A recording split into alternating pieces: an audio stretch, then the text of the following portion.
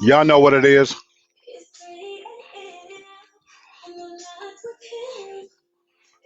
How y'all doing out there this evening? I don't own the rights to this song, but everybody know if I'm trying to get in my zone, Arkels, you already know. No muting him here. It's my dude. Now I'm not advocating the man. I'm talking about the music. But anyway, everybody, welcome to another edition of Real Talk for Real Men. Alexa, pause. Always have to shut it down relatively quickly. You know, if you play too much of a song, then you don't own the rights. You don't want to run into any copyright infringement deals or whatever. So we definitely don't want that. Anyway, welcome to another edition of Real Talk for Real Men on this Saturday, December 5th. And my, oh my, how the year has gone by. So I did send out some invites. Hopefully you've got those in your messenger. If you haven't, do like you normally would. Let me know, and I'll send them out again. But I actually double checked and made sure. I thought, I looked at a few people, and it definitely went out. So I'm hoping to have some people join me tonight. If you can, if you feel free, come on board. Let's talk about a few things. Tonight we're going to do something light as we always do on Saturdays. For anybody that's viewing my show, you know that on Saturdays I like to keep it really, really light, and carefree. Wednesdays is when I typically try to tackle subjects that are a little bit more controversial, a little bit more in depth, more serious. That's just my format. But in either case, sometimes we never know where the night's going to take us. With that said, tonight what we're going to be talking about, I felt like I wanted to talk a little bit about movies. I don't know about you guys out there, but it's not jack shit on TV right now.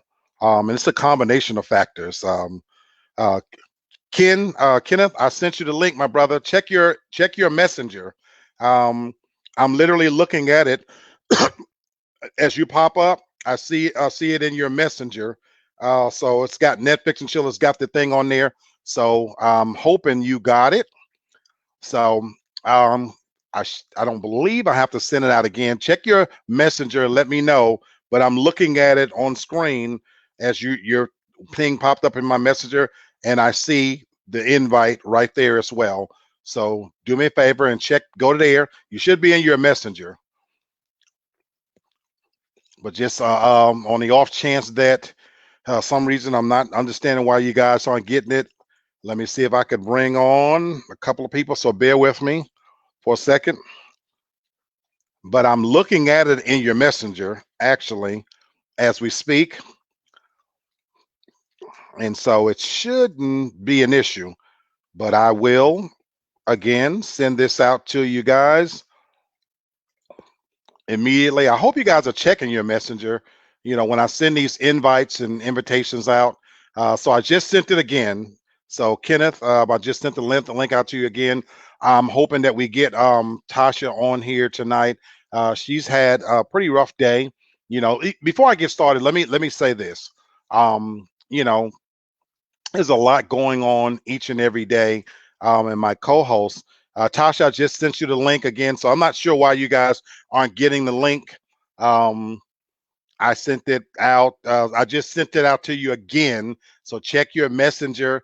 Please, everybody, check your messenger. I just sent it out. So Kennard says send the StreamYard link. That's exactly what I just sent out to you guys. Please check your messenger for me.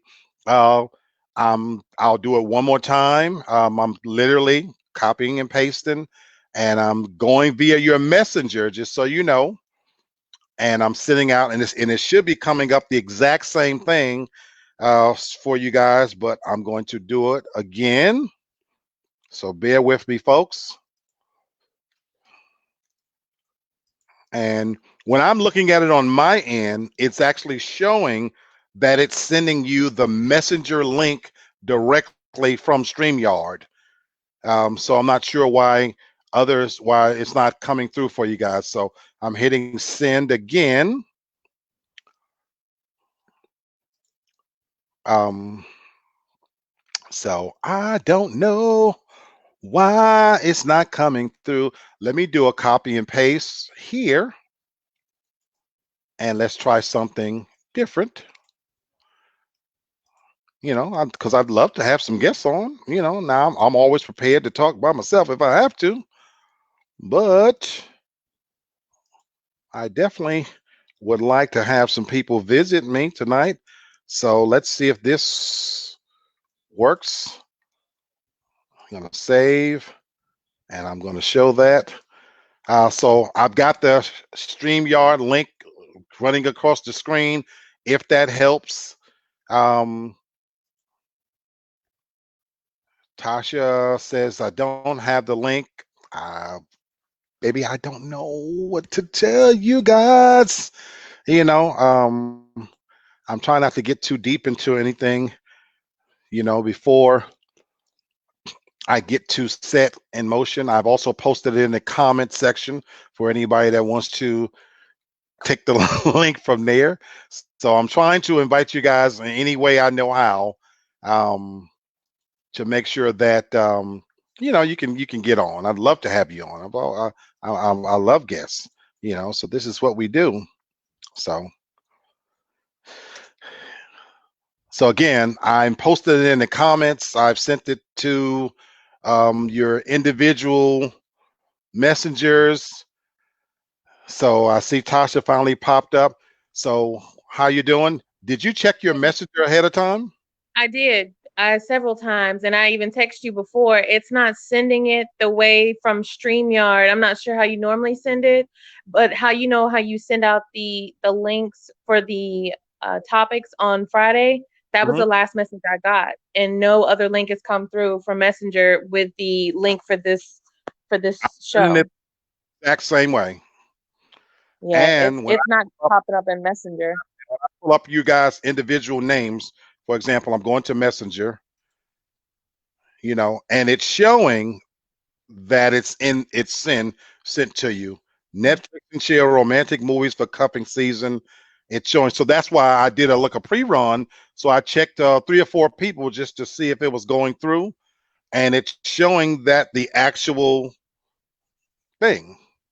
It just shows up as just a Facebook link, but not as the StreamYard link. That's And again, that was from Friday. that's crazy. No, I've sent Mhm. this out today. Around about maybe 7:30, whatever. I want to do a little trial run real quickly. So Sure. I'm going to do a copy and paste right now, and I want you to Mhm. check your messenger and tell me if it comes through. Because if there's Okay. something wrong with StreamYard or my screen or whatever, so I want you to tell me something. So this is how I've not always done it. So I'm literally going to send this just to you, okay? Okay. And tell me Um, if you receive anything. Nothing. No notification, no nothing. My messenger head doesn't pop up at all. I don't know why. I have no idea why it's going through. What's going on, Top Cat? How you doing? All right. Hey, N- what's going on? Hey, did you get the invitation, Terry, or how did you log in? No, I seen you having some technical problems, so that's why I joined. No, it's not coming through. Tasha's right. It's not coming through. Okay, so I'm doing it the same way. So I have no idea why it's not going. And I've been doing this from the beginning, and it was always going through anyway.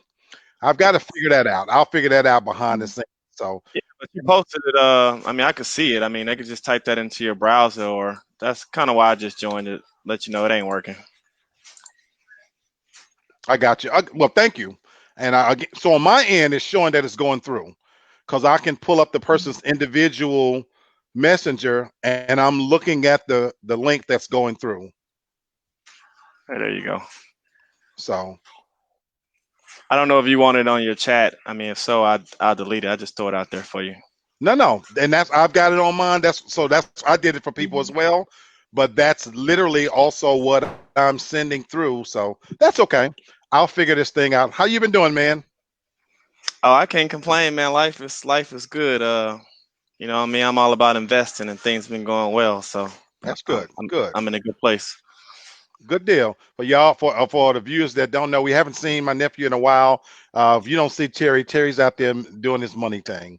I saw just tonight where you had posted that you engage more on Instagram.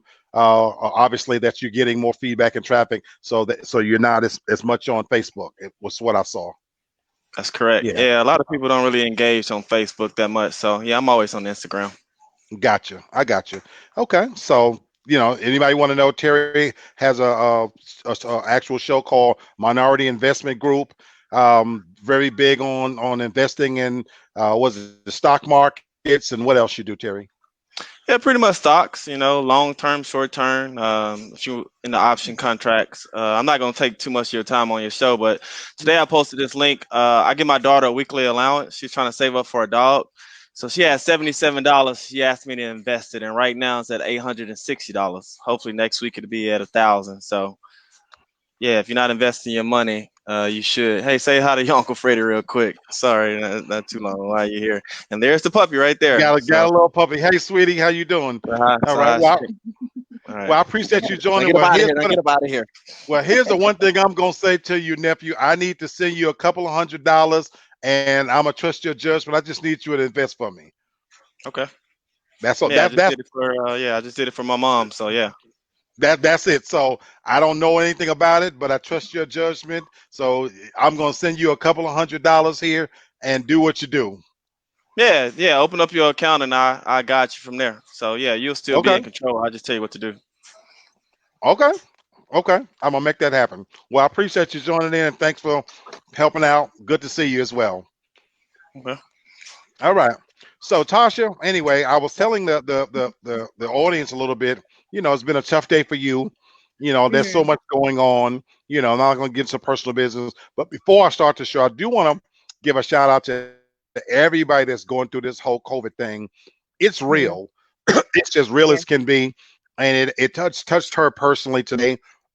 I don't know if you want to share that real quick, Tasha. So I wanted to do that before we get into the fun stuff. Did you want to mention anything or you want to leave it alone? She's crying. Leave it alone. Leave it alone. Okay, I'm sorry. So I wasn't trying to go there, but my prayers are with her and her family. It is as real as can be. So anybody, as Daracel said last time, but whatever people are thinking about, it's real. So we're gonna leave it at that. So I'm gonna change the subject, and we're gonna talk about movies, romantic movies. As I mentioned at the beginning, I try to reserve Saturdays to talk about things that's a little bit lighter than I do on Wednesdays. For me, when I think about the weekend, people are relaxing. It's been a tough, long week. Everybody's dealt with, work, family life. And if you happen to be in on a Saturday, the last thing you want to do is log in and be talking about something super serious. So that's why, if you notice on my format, I try to keep my Saturday shows pretty lighthearted. And I'm still trying to grow my audience, trying to figure out the algorithms. I'm working with some people behind the scenes to try to do something. So that's why I have not dumped a lot of my previous content onto YouTube yet, because I'm being told to hold off for a moment. So hopefully within the next couple of weeks, I will be up fully running. I've even got somebody working professionally behind the scenes to create some nice visuals for my page. So, it's a learning experience. So I'm still learning. I'm still getting things together. But as promised, I wanted to launch when the winter hit, and that's exactly what I did. So, okay. So I don't know how long you can stay with us, Terry, but we are going to be talking about Netflix and chill romantic movies for cuffing season. And I just wanted to kind of, being that, we talk about cuffing season, I just want to ask everybody, what do you recommend if it's getting ready to get cold, rainy? I know here in Atlanta yesterday, it was the perfect day for me. It was dark. It was gloomy. It was raining all day. I was at work. People hated it. It was the perfect day for me. Now I had to work, but it was the kind of day that I wish I could have just stayed in bed, watched a great movie. And if I had anybody to cuff with, that would have been even better.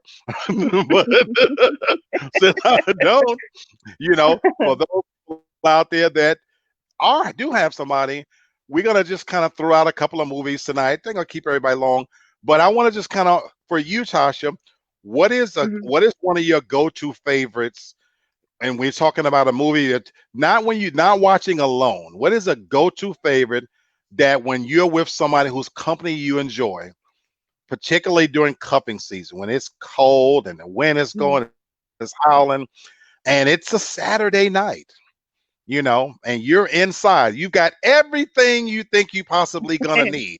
You got Right. your alcohol, you got your edibles, you got your smoke if you smoke it, you got your meal, you've taken your hot bubble bath or shower or whatever. I just took me a Yeah. nice bubble bath.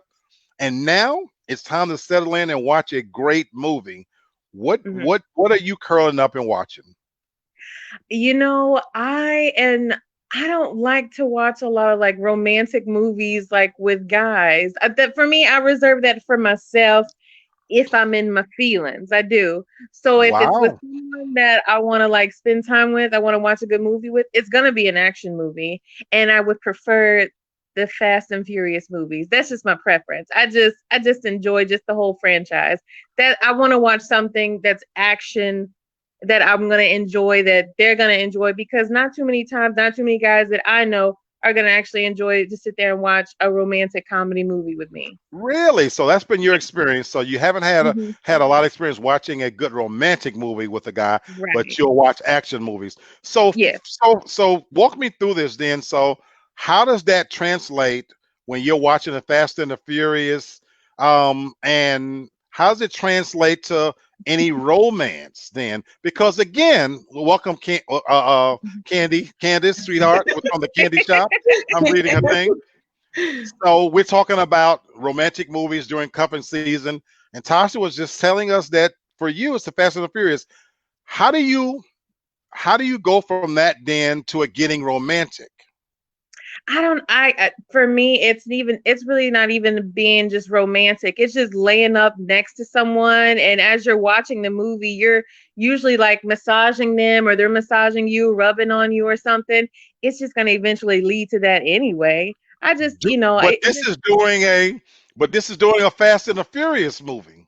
it could be during The Conjuring. It's still going to go down. Wow, wow, wow, wow. Maybe I'm just a different kind of movie watcher. Okay. Yeah. Cherry, I know we don't have you for all night. For you, what would you recommend as a good romantic movie? I hope I'm not the only person on here that's is into a good romantic movie watching it with somebody. So what's your take? What if you with Man, somebody whose company you enjoy, what are you settling in and watching? man, you putting me out there, but since you're my uncle, I tell you, I've never told anybody this, but I like that I've movie, The never seen Notebook. it. I've never seen it. A Yeah, good I movie. like that's a it. good movie. Yeah, I like Okay, that do one. me a favor. Yeah, So, it's a if good you movie. had to So, tell somebody what it's about, and for the record, I've got movies pulled up, and I'm going to kind of read the synopsis of these movies, and we're going to talk about them as it relates to relationships. What is the Notebook about? Because it never drew me in. pretty much they met when they were younger. It was kind of like a love at first sight. He kind of met her. He knew he loved her, but she come from a rich family. You know, he come from a like a I don't know, like a blue collar worker type of family, Okay, and I don't think their family approved. So she kind of moved off, moved away from college, and they kind of lost touch or whatever. He dated a while and just wasn't into anybody. And when she came home, I think she was engaged, and yeah, you know, he was still in love with her. He just did whatever it took to, you know, for them to fall back in love, and okay. just a happy ending story. Yeah, it's a good movie. It's all right. Let me ask you this. So let me ask you this, because I'm gonna have to put that one on my list if hearing you recommend it. Now I do know that it's the primary characters are white, right? Yes, And so there are a few movies on my watch list with white characters, because if it's a good movie, it's just a good movie. right. You know what I'm saying? So for you watching that, thank you for sharing that with us. But what was romantic about it for you? There's this one scene, you know, I think when she returned home, she was engaged, and you know, they were just meeting up for lunch or dinner and stuff like that. And there's one scene where he just told her pretty much he confessed how he feel about her, and she's like, "Yeah, but it's too late now. I'm in love, and I'm engaged to be married." He just told her, "No, it's never too fucking late. I love you, and I'm not just gonna let you go." He just wouldn't let her go. It's I like one like of those that. things where a man knows what he wants and he's not gonna stop. That was just kind of him. Like, I like that. I like that. And as I thought this subject up, I wanted to kind of see how that could relate to the overall thing of relationships. And it's definitely going on my watch list. What I like about what you just described, though, is I don't know if you ever been in a situation like this. Is there some? I'm gonna speak for me. Somebody in your past that you tell yourself it's too late. So listen to what he was saying. You know, I've sat and sometimes I've thought, well, I wonder what this person is doing. And over the years, I don't know if you do like me, where you kind of keep a little bit in contact, maybe not directly, but indirectly, and you hear through the grapevine that the person is involved or married, and then they're single or whatever, and then the thought crosses your mind because maybe this person was it for you. So listen to what the premise is of that movie. I can probably really relate to that. And I like what the scene when he just described, that timing sometimes for people, it's amazing that you feel like it is too late sometimes, and to hear the man's character tell, no, fuck it, it's never too late. I think sometimes we I think as men sometimes our pride won't let us jump out there and put ourselves out there like that, and so that's why I appreciate a movie with that kind of theme in it. So I haven't seen it. Have either of you ladies seen the movie? I've seen it. I didn't Oh, particularly care for it. But I mean, but again, if movies like that, I don't want to watch with someone because I'm gonna end up yeah, crying and that's gonna ruin the mood. And now I've got snot all over you, and now I'm all upset. So that's just gonna okay, mess it all up. okay. Candace, what'd you think of the Notebook since you saw it?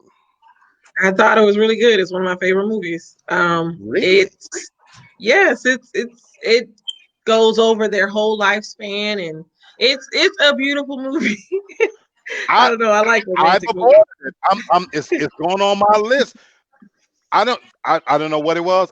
First of all, the title didn't grab me, and then I knew it was white character. I don't know if it was the way it was marketed. Whenever I saw it, it never made me want to see it. And I've heard people talk about it, so now you guys have got me wanting to really see this movie.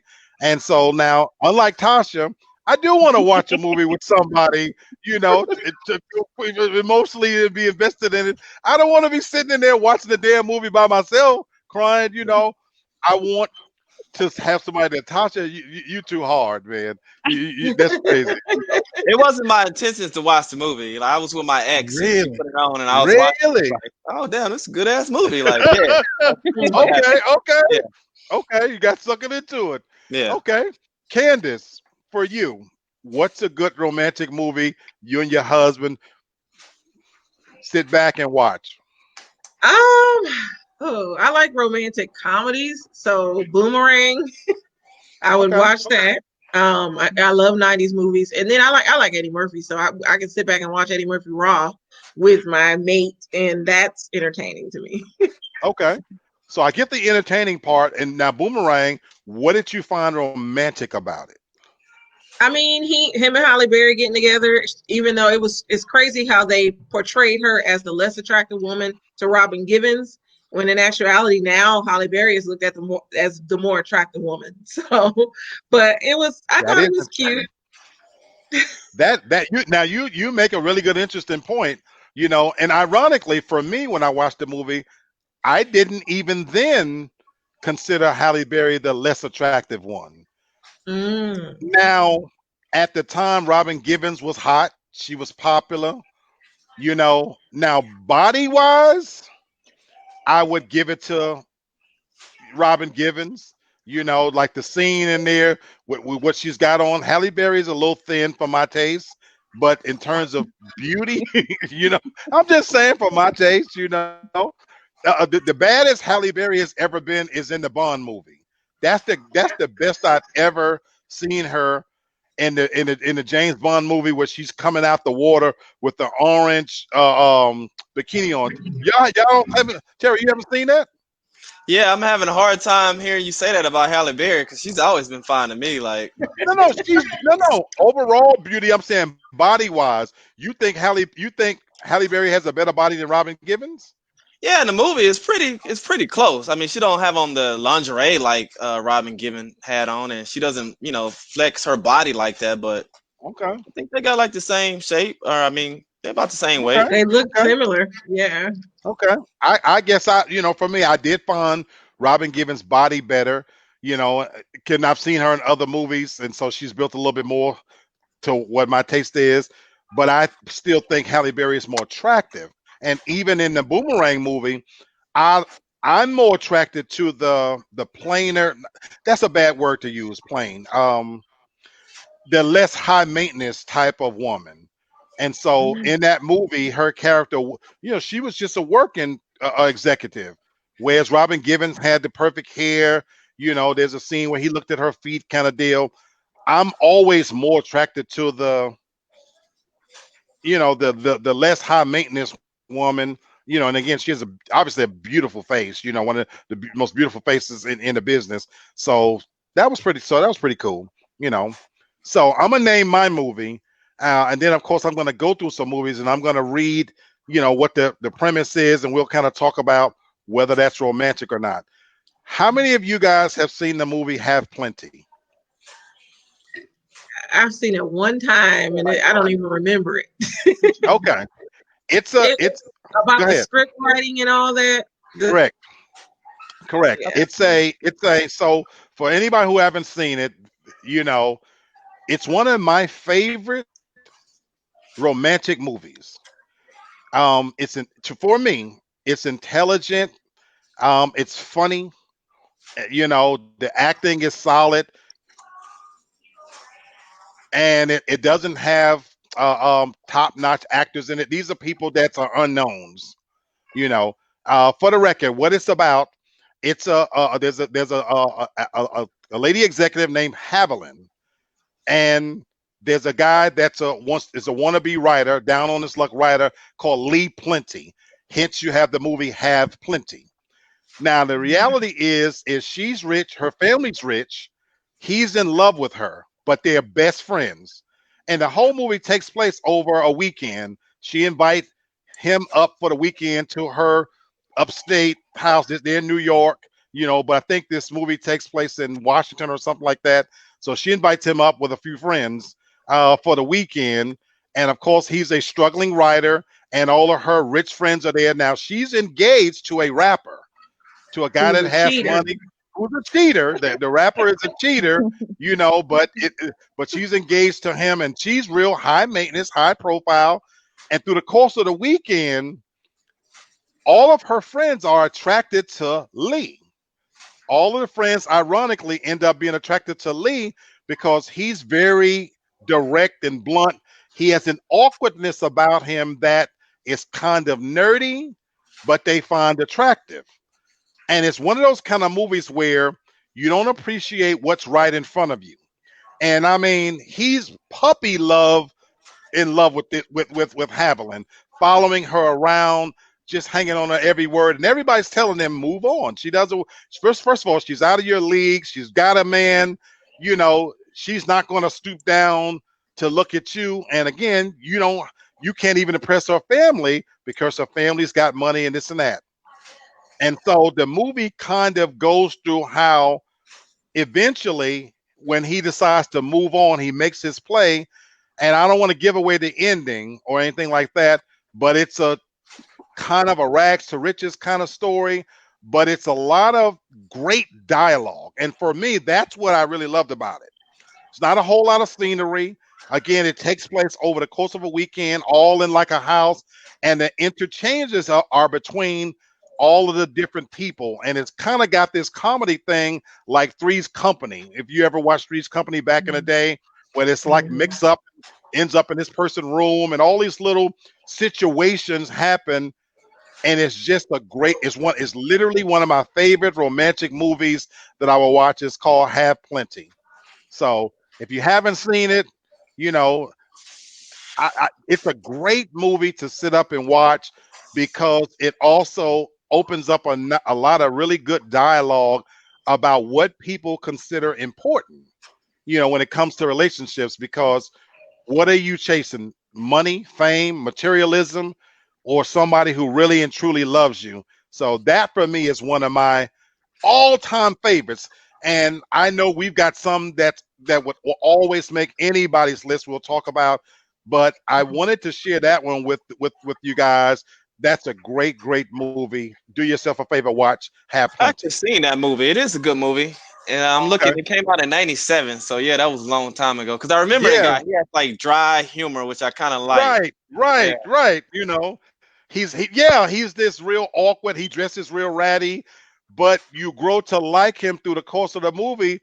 And as he stands up for himself, because you're kind of rooting for him, and then she's treating him real bad, but she's not malicious with it. It's just, honestly, it's the nature of the nature of their friendship. And she's done it so long until it becomes the norm. And eventually, he kind of gets himself together. And that Terry gave the date on there. I think you said you like movies from the 90s, Candace? Yes. I love movies from the 90s. To me, the way they were written, I guess I can relate to them a lot better. Now, there are some on this list I'll be talking about that are more up to date, and I'm going to name one as we come back around that's up to date that I found really good. But okay, Kennard, you just joined us. For you, what's a good romantic movie that you enjoy?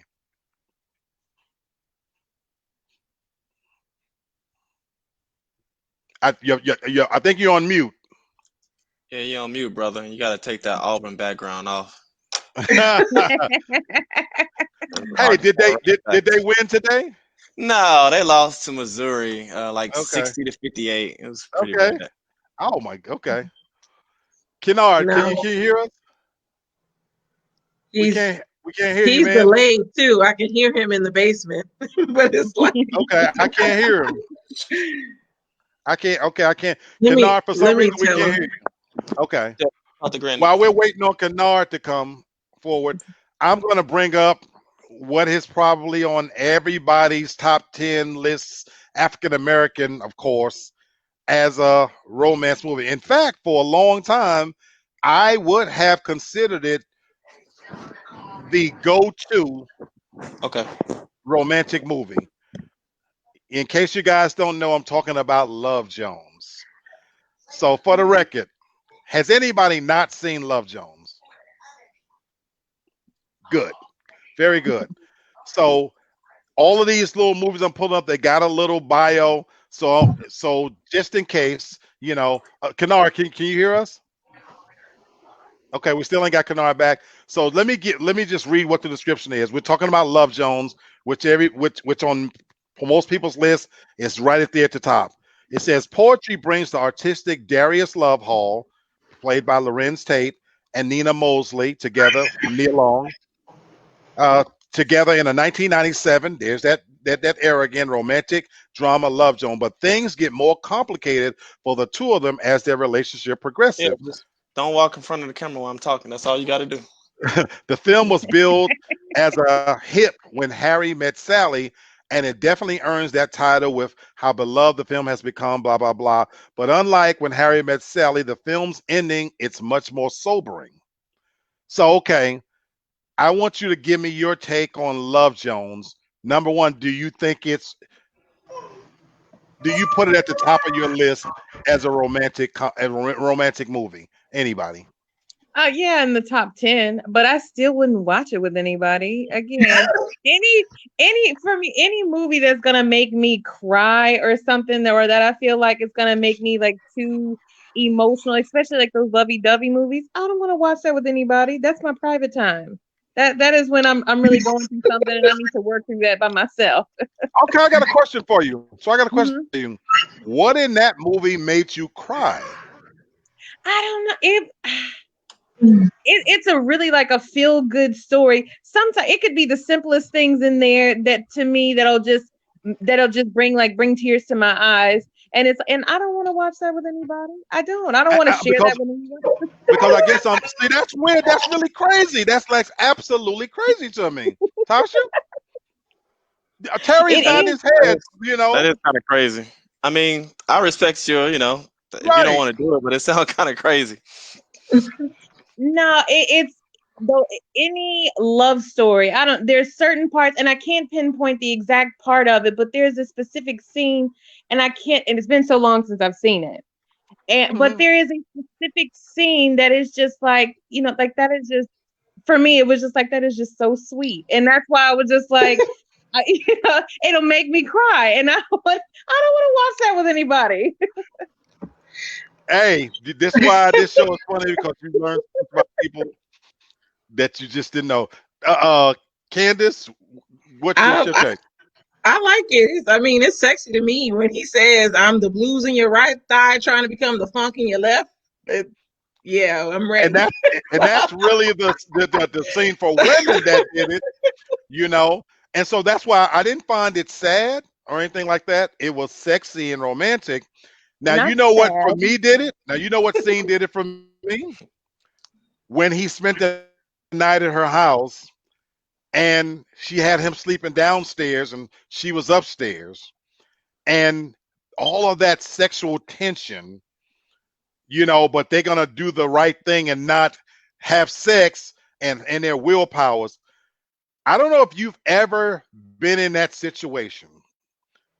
Oh my God, I've been in that situation. And so I got to tell a little short story. I always have to tell you guys, some of my little short stories. It reminded me of that scene. I remember when I had been living in the South and I was going to move back home to New York. I was missing New York and I was young. So at this time, I'm 18 years old. I'm thinking, okay, I miss my friends. Let me go back to New York. So I'm working at Queens Plaza Mall and Foot Locker at the time. And at the time, my best friend, my boy Michael, he's got his own place in Kennard Gardens. And so I get off work and I go every night when I got off, I hung out, him. So I'll go over to his apartment and he's got these two girls over there. And he's got one for him, one for me. And the one for me, I was attracted to on every level. Now, having said that, here's the conundrum that I was in. At the time, I was not a baptized Jehovah's Witness, but I was close. I was studying, and so I was right there on the brink of being a Jehovah's Witness and knowing that I'm not supposed to fornicate, to have sex. But I'm not fully a witness at this point, but up until this point, I have been trying my best to lead that life leading towards that. So here we are. I'm spending the weekend with Michael, and he invites the girls over and we're talking. And the thing of it was, the more I talked to the young lady, the more attracted I was. And she had everything that I like in a woman at that time. My taste was, she was a yellow bone. She was tall and thin, but had an actual nice little, she wasn't just skinny. She had a nice little shape, beautiful smile. I will never forget this girl. Don't know it, can't remember her name. And she liked me, and for whatever reason, we found ourselves actually attracted to each other. So we sitting there, we kids really, but we think we grown. We drinking, we eat, we playing big shot. Here's the part where it's time to go to bed. It's time to go to bed. Now, unlike Love Jones, we're in the same room, in the same bed. But I'm committed. I'm not going to have sex. I got my back turned. She got her back turned, but we're talking. That was the longest night of my entire life. The sexual tension and the energy was off the charts. And it's like the night would never end, and it was all those little things where your feet touch each other and you kind of roll over and you kind of get that look, and she want to do it and I want to do it, and she waiting on me to make the move, and I'm scared to make the move because God gonna come down and strike me down. So all this shit is going through my head. You know, that was the longest night of my life. So, end result, I did not sleep with her. I did not sleep with her. But let me sit here and tell you, all these many years later, that's one that got away. That's one. That's one that got away. I gotta tell you, I wish like it's one of those things. I wish I could put myself back in that situation. So every time I watch Love Jones, the scene that does it for me, because if you remember, she's got a pillow between her thighs. He's listening on the couch because he just want any little sign from her to tell him to come on. And at one point, she even kind of is ready to do it, and he kind of think and he creep, but you know, and it's that sexual tension and that energy that made that scene to me. Just that for me was that did it. That was for me. The Love Jones scene. That was it for me. So anyway, Kennard, can we hear you now, brother? Can y'all hear me? Yeah, we can hear you. So, Oh, man. so go ahead. Okay, so my favorite, I have a lot of favorite movies, and I have to, because I'm, you know what I'm saying, like, I'm not a big movie buff, but I think about like monumental periods of my life. So I think about Candace, for example. When I first met her, whenever we would talk, there was this movie by Denzel Washington called A License to Kill. And whenever she would call, I tell her this is a license to kill. I watched this movie over and over. This was one of Denzel Washington's first movies. And that went over my head. Please tell me about this because I never heard of it. Okay, so here's the deal. This is what happened. I am probably the biggest Denzel Washington fan in life. And I actually got this movie from Walmart. You know how Walmart has those movies where you can get like 5 movies on a CD for $5? Right. And License to Kill just happened to be on there. And then it was this janky movie from the guy that played Michael Jackson's father on the Jackson 5, which was absolutely terrible. But License to Kill was actually a pretty good movie. So this was one of Denzel Washington's first movies. He played a lawyer to a white family that their daughter had gotten killed in a car accident from a drunk driver. And he actually won for them. And that was one of my favorite movies. And then there was another one. This was prior to Candace. A movie that I just binge watched was Django. I watched it almost every night. Yeah, but Django, you consider Django romantic though? No, it ain't got nothing to do with Okay. When I movies, I'm not a romantic movie watcher.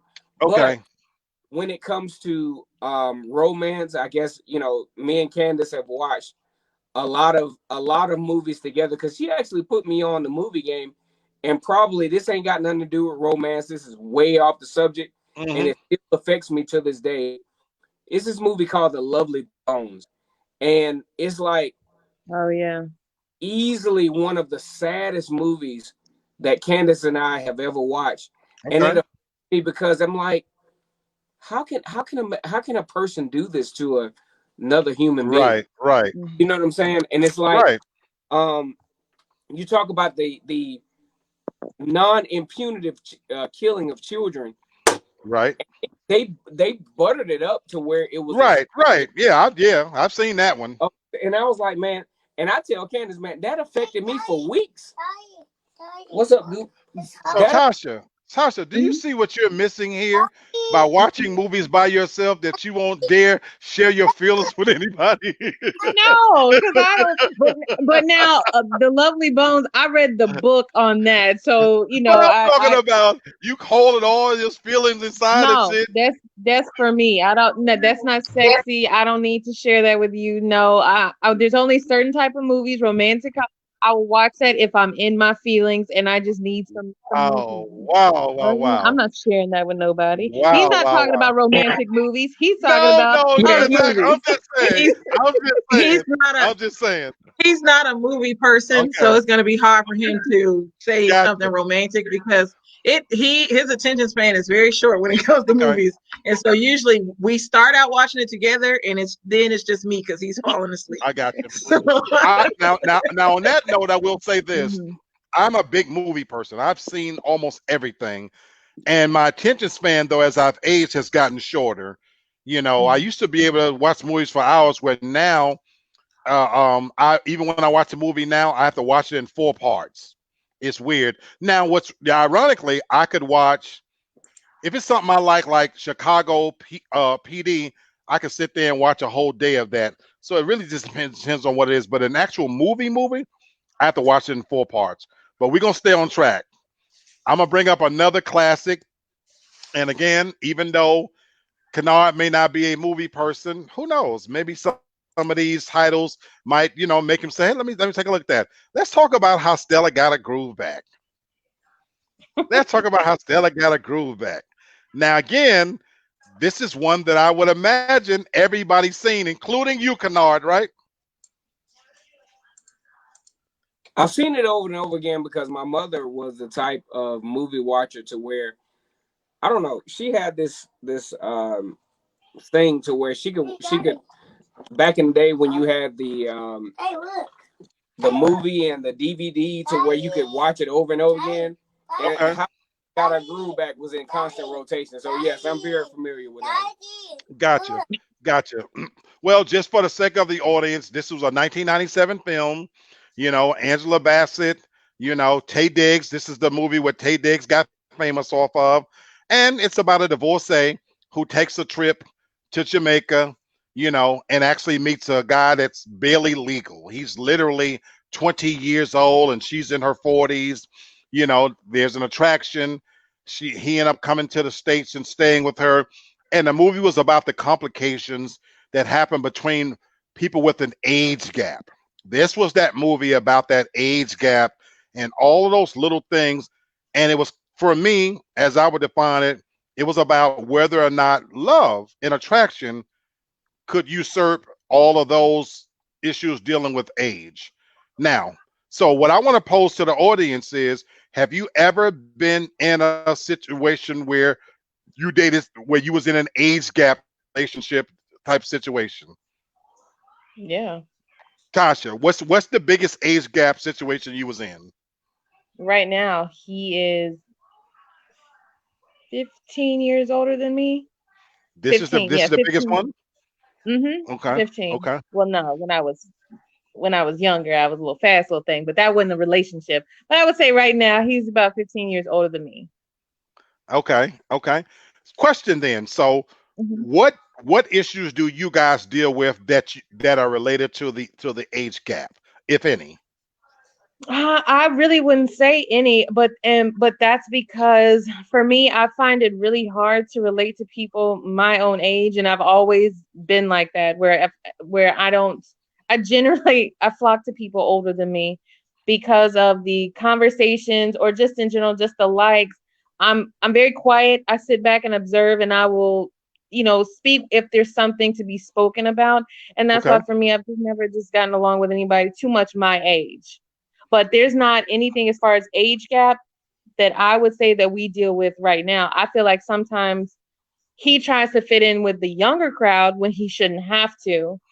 But then again, it could be just this new generation to where where those a little bit older just try to fit in, get in where they fit in and try to recapture their youth maybe. Okay. But Can I tell one little small thing about a sure. funny thing about your situation? Because you told me Yeah. this, and I don't think I'm sharing too much about the relationship per se, but she had me laughing one day because she was telling me about what he was putting on, the way he was dressing, you know.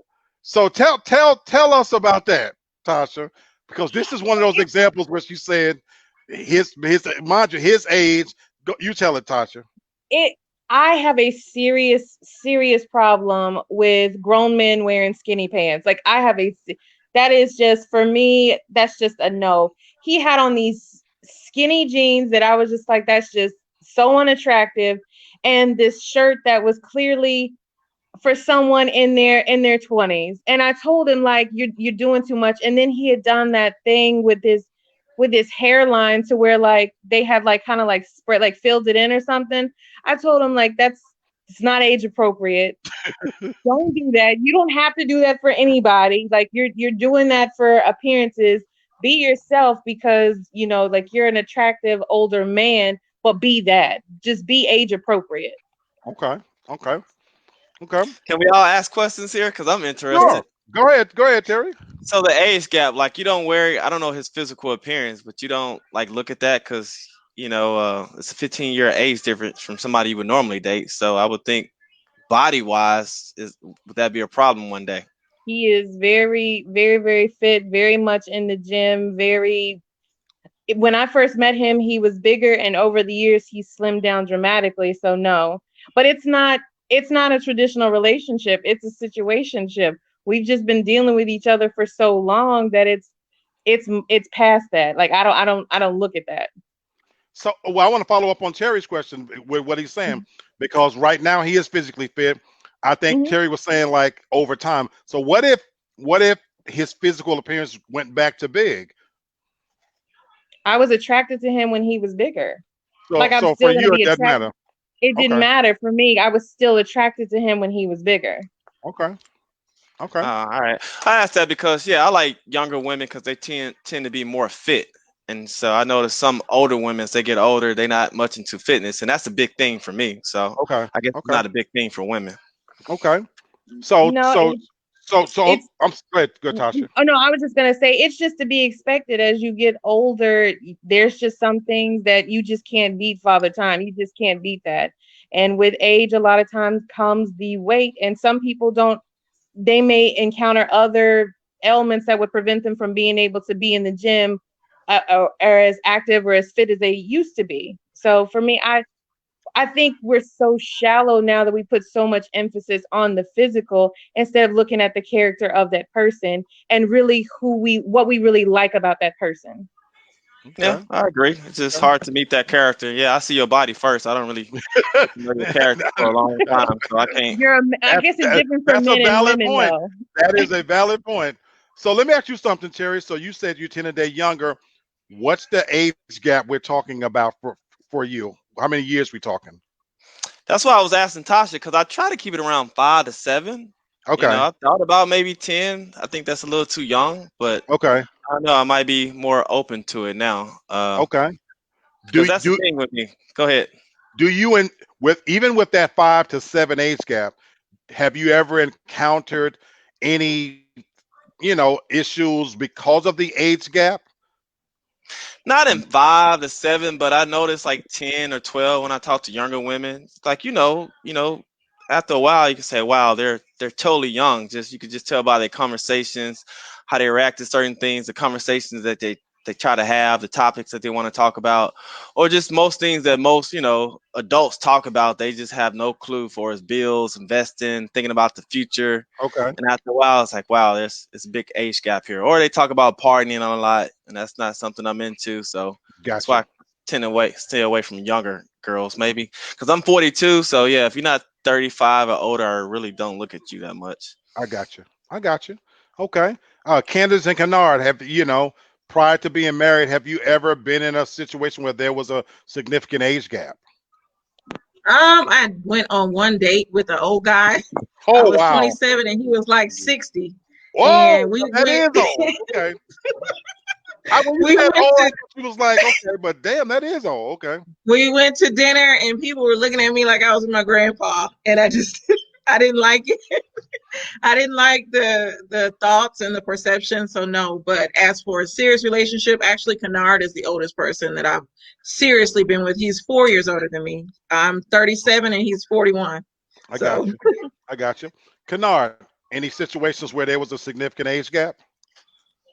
When I look back at my younger time when as a young professional, there was like women that if I can't think of the ages now, but I'm assuming they were at least 5 to 6 or maybe even 7 years younger than me.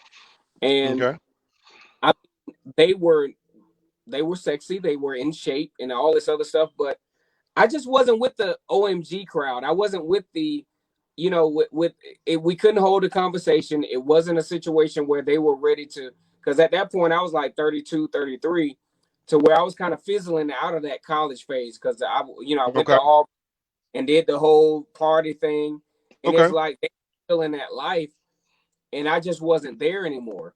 Okay. And no matter the level of attraction, you still got to look at where these people are mentally, because if there's not a mental connection, or there's not a level of attraction the way you can talk to this person or you can deal with this person on a daily basis, especially at the point where I was when there was that age gap, then it's null and void. It's like it's just a physical thing. So Okay. that's where I was. Okay. Okay. I've actually been in a Stella's Got a Groove Back situation fully. You know, I was 17. The person was 37. And yeah, He and was a predator. well, that's what they call them now. And the irony is, I never saw it that way at the time. I was in my phase when I was much younger, where I preferred older women. The same way, Tasha, you said you relate better to older men. I Mhm. related better to older women. So when I first moved to the South, I didn't have a whole lot in common with the girls that was my age. So I was in a unique situation where I was being exposed to women that was a lot older than me. It just so happened I ended up being attracted to somebody that was obviously 20 years older than me. And what's crazy is we had a lot in common, to be honest with you. Now, there were those awkward moments when I look at that movie, I Still Got a Groove Back. There were definitely those awkward moments when you go somewhere. Long as we were by ourselves, we had no issues. We had some of the same things. We both drank. We laughed and liked the same movies. We rode together, hung out. I genuinely enjoyed her company. For whatever reason, she genuinely enjoyed my company. I was always a little bit more mature for my age, so I could discuss things, in that way. She even had children. That wasn't an issue. That wasn't even an issue.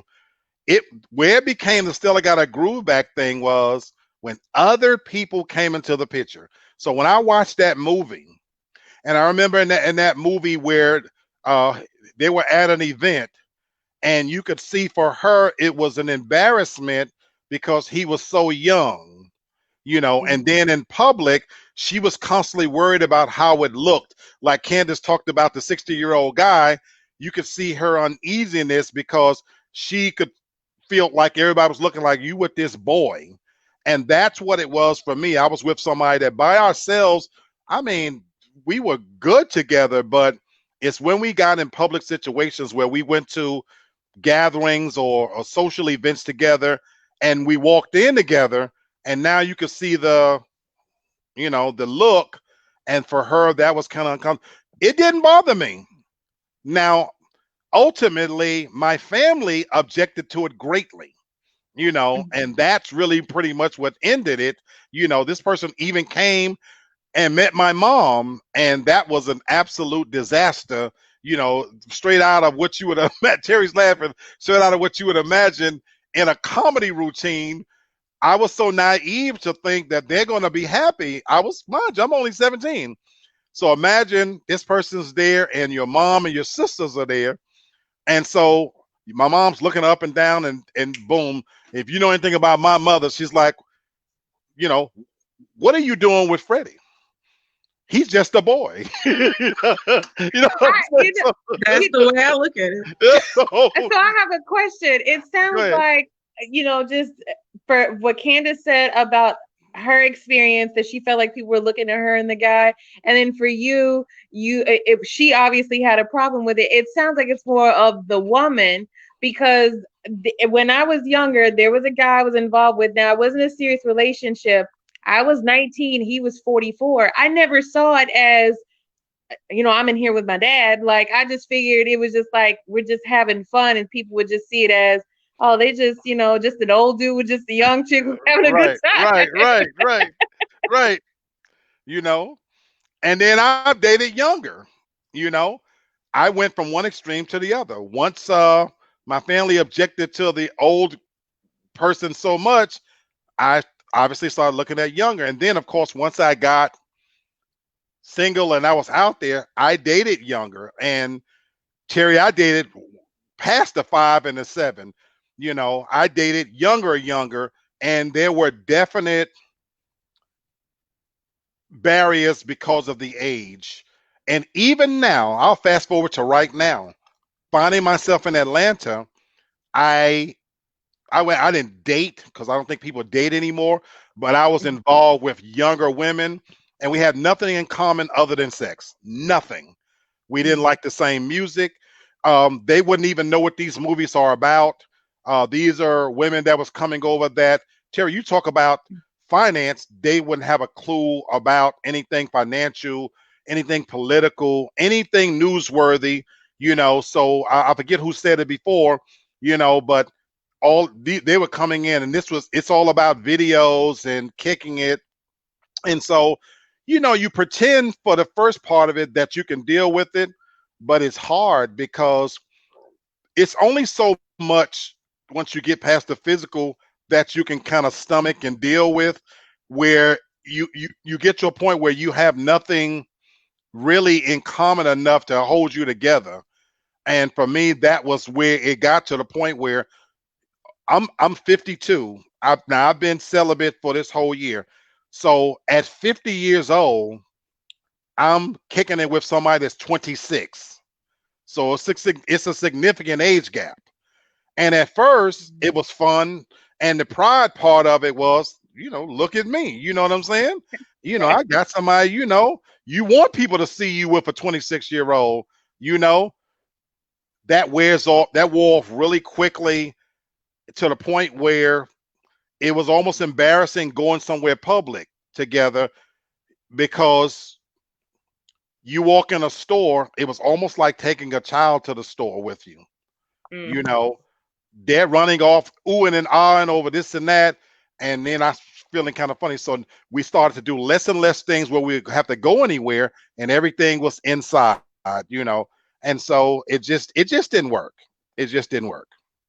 So anyway, those are my little stories right there on that. I'm gonna move on to the next movie. Brown Sugar, y'all.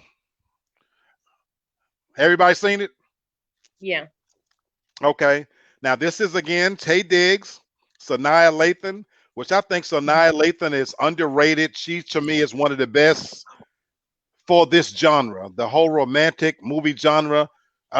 She makes some of the best movies. She's on this list a couple of times, as a matter of fact.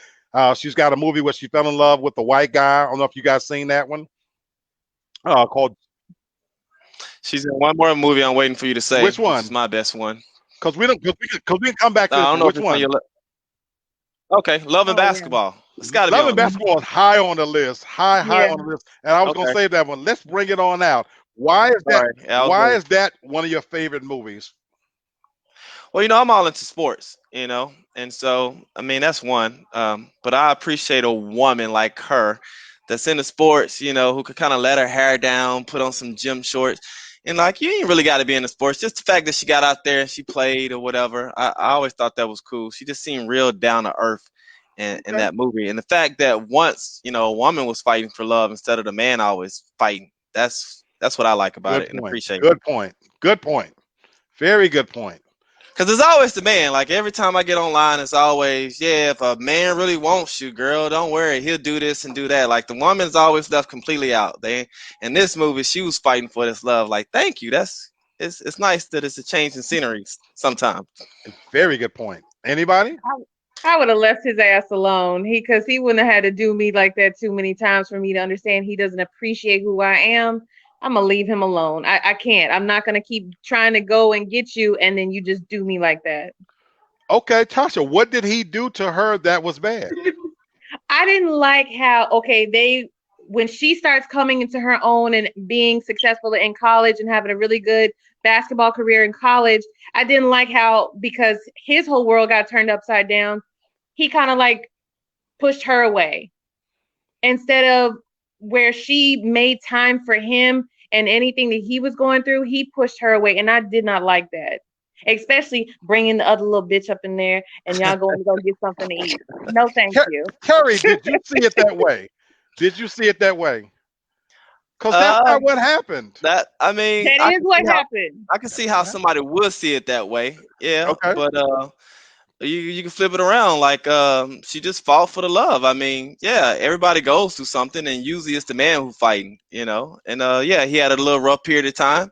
He wasn't really feeling her during that period of time, and she just had to fight to get him back. I mean, men do it all the time. So, but I could see how she could see that. Yeah, because he did. Yeah, he did kind of do it wrong a little bit. It was all about him at that point in time, you know. In front of the roommates and everything. You just gonna have me just looking crazy. Let me give my take. Please let me give my take on it. Now, that part when they was young and everything. Now, but there was a reason. She blew him off when he needed her most, when he was doing stuff with his dad. So number one, I'm not saying his reason was good, but that was his reason where, you know what, you didn't have time for me. So you know what? He was in his head going through some things. But to your point, Tasha, go back in the movie now. When they're in the hospital room and he says to her, he had been calling her several times. She said to him, oh yeah, my answering machine was broke. Remember? And he said, yeah, I figured it was something like that. That tells you he was trying to fuck with her, even when she was at her height. But in that moment, she was feeling herself and her pride wouldn't let her do it. And as far as bringing the little chick around and everything, he wasn't supposed to just sit on his hands while it come to a point where five years had passed. She hadn't had any contact with him. He moved on. But you know what, and to Terry's point, what really highlights that for me, it's amazing how it's the old expression, you don't miss the well till the water runs dry. So this man had moved on and he found happiness. But I like to Terry's point that, you know what, oh, like the Notebook, which I'm going to see, she was like, oh no, it ain't too late for us. That, you know, I think you faking, this is true love. That for me is what did it, that she could read that he was settling. That was for me what was the big highlight of the movie. That I like what she said. I think you want me to win because you want me secretly to prevent you from making the biggest mistake of your life. And what I loved about that is I see people do that all the time. They settle and they end up with somebody that, you know, if I can't have the one I love, I'm gonna love the one I'm with. And they go through life doing that. Yeah, you're right. So, I'm sorry, that's for me. I'm sorry. And she did leave him during another period of time when he really needed her. She's like, well, I got a basketball game tomorrow. And he's like, all right, well, if that's the most important thing to you, then go. Yeah. But he had done that to her up through the whole movie in high school and everything, playing her to the left like that. He did her yes, one time. He did.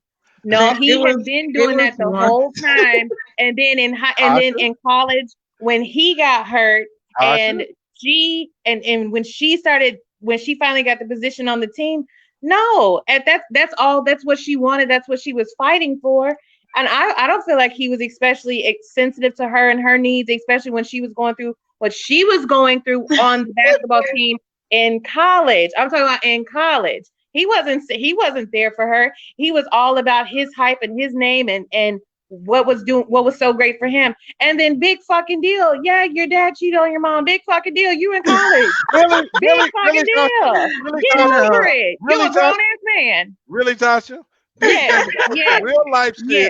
And she was worried about getting a position as the point guard. Really, Tasha? Damn right. Big fucking deal. You grown as hell. That's between your parents. That ain't got nothing to do with you. You knew your daddy was in them streets like that. He can act like that if he wants to.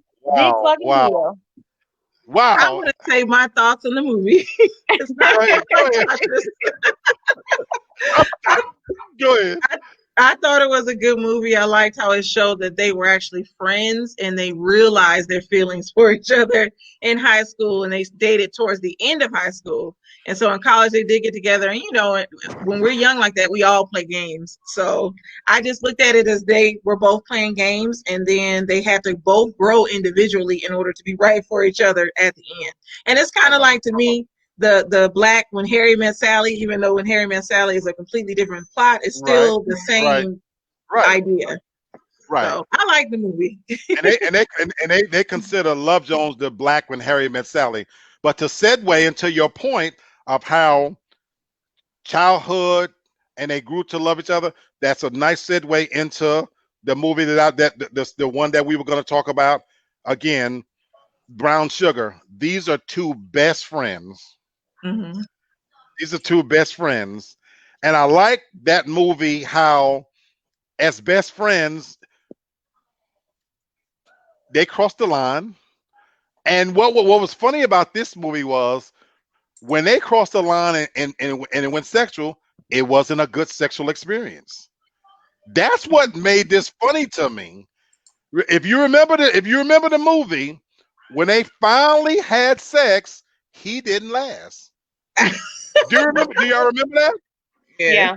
I forgot that part. Yeah, Terry, when they finally actually did it, he said, if you go back to the movie, he couldn't keep it, he couldn't get it up. He couldn't he came too quick or whatever it was, and he was apologizing, and she did what best friends do. Well, it's all right. It's all right. So the sex didn't wow her. And the fact that they could still, so to me, what made this movie special was this was not about physical sex. Because remember in the movie, she ended up getting engaged to a basketball player. You know what I'm saying? And he was actually, did he get married? Yeah, he got married. And he celebrated his divorce. Yeah, he was actually married to a successful woman. They had a successful marriage or whatever. Right? She cheated on him, but she had a basketball player who loved her. So it wasn't like she had a bad guy. The basketball player genuinely loved her, but something was missing. The whole concept behind Brown Sugar was they were both in love with rap. And that was their first love, and they were connected in this magical way that went beyond the physical. And I thought that was a very interesting take on it, because it wasn't like he rocked her world. And they even joked about that. So I thought that was pretty cool. Which, I always have a follow-up question behind that. Have you ever crossed that line and slept with a good friend? Mm-mm. No, too messy. Terry? I'm trying to think of a good friend. No. I have this one friend that I met here in Dallas. Unless you could think of somebody that I met here in Dallas. We was friends first, and I think I started messing with her sister, but she always wanted to mess with me, and then she gave me this proposition to sleep with her, and I just said no, because once we sleep together, I don't really like you like that, and it's gonna mess up our friendship. So I just didn't do it. Yeah. I would tell you that's the wisest thing. I didn't always make wise decisions. Looking back on things I've done, I've come to regret. When I always told people I don't have regrets. I don't mean it in the sense like, oh my God, woe is me, but I would do things differently. When you know better, you do better, as they say. And when I was younger, I did things with no concept and forget about the consequences. Didn't even think about it. And there are always consequences. There are always consequences. And I've crossed that line. Once upon a time in my life, my philosophy was to be my friend, we gotta sleep together. Let's get the curiosity out of the way, because I had maintained at that time when I was younger, I didn't believe a man and a woman could be friends without sex. I truly believed that in my younger years. Every part of me believed that I'm for that a man is always going to want to cross that line. He's going to always be curious, to sleep with even the best friend. And so my answer to that was, let's get it over with. Let's go on and screw so we can know what it's like and we can move past that. And that's what I did. But again, to Terry's point, I grew older and I realized it does fuck up a friendship. It really and truly does. And then when I got older, I was able to take a step back and realize, no, because I know that when you bring sex into the equation, it gets messy. You might think it won't, it gets messy and it screws up friendships, And I'm going to tell one short story, and this one has got a twist. This was not a situation where the friendship got messed up between me and the girl. This one where the friendship got messed up between me and her boyfriend. Okay, you might say that's a little, it's a little mixed up. At this time, my best friend at the time, and I was running buddies every day, and we out there running and gunning, doing our thing. And he knew how I was, that as Terry knows, I didn't deal with the 7 and up club. The woman didn't have to be a 7 and up for me. 3s and 4s and 1s occasionally, I repeat your famous quote. Hey, I did numbers, and that was what it was about. And so, long story short, my best friend at the time, my running buddy, he had a chick he was dealing with, and he knew me. And hanging out at his apartment one day, one thing led to another. He didn't think it would happen. He thought the girl wouldn't do it. And he put her in a situation where he was going to test her to see if she would go through with it. She went through with it. Now, as it was about to happen, he was, pushing her all the way up to that line, and it was happening. He sat and watched the whole thing. He literally watched the whole thing happen. And it damaged our friendship, and we never recovered from that. Our friendship was never the same. For me, it was just sex with a chick that I didn't even think he had all that much feelings for. And it wasn't that he had all that much feelings for her, but it was the idea that I crossed the line. And even though, and sometimes you have to be careful what people say and what they mean. Those are two different things. Because the male part of him said, man, if you can get it, get it. But I should have known better that it wasn't worth it. And as I got older, I had to realize that all sex ain't good sex. And there's times when you have to pass some stuff up. It just doesn't mean enough, And so, yeah, our friendship it never recovered. It never recovered from that day. I will say. Okay. Go ahead. I was just gonna say this. Now, I've never had the situation to where it was someone I was friends with first. It was someone who I was interested in. We ended up having sex, but after that, I determined that it was just best if we just be friends, because it wasn't good. I was like, we can be cool, but we could never go there again. Had the sex been good, would that have made a difference? Oh yeah, we probably would have been in a relationship. Yeah. Okay. So you know what? So how big of a letdown was that then? Major. Okay. Major. Was the expectation higher because you liked him as a friend? This was someone who I had met. I was dating someone at the time. I exchanged numbers. You never called me. 2 years go by. We run into each other again. I give you my number again. You never called me. And then third time's the charm, and you know who this is. Third time's the charm. We run into each other again. You sit at my job for hours trying to convince me for the third and final time to give you my number again. I give in. I give you my number again. Now, you did call me, but we went there it wasn't good. I guess it was just for me. It was just the build up. Like I'm just thinking that it was gonna be worth it, and it wasn't. Right. Right. So, and I was Everybody, just like, it's just best if we just be friends. but everybody have a bad day or something. No chance No, for to make up for it. no, She doesn't believe in that's how bad bad it days. was. That's how bad it was. First No, impressions. First impressions are no. lasting. 10 Man, seconds and you're out. No, thank you. I don't need another repeat of that. No, thank you. Oh, well, that's a little different. Okay. yeah, that's rough. That's Mm-mm. rough. And I tried for the record, I tried to talk the guy back in. Like, he could have been on edge. You know what I'm saying? Man, they got medicine for that type of stuff now. So But I she was no, like, okay, I'm good. I'm Okay. good. The next one I'm gonna bring up, this one is a little controversial. So Okay. I'm waiting till so I can bring in Candace. Can you hear us, Candace? Okay, this next one, let's talk about Moonlight. that was smooth. Now that's a no. Hold on. Oh, For right off the bat, why you said that's a no? Because even though there's nothing against homosexuality, I just don't want to watch it. Have you seen it? Yes. Okay.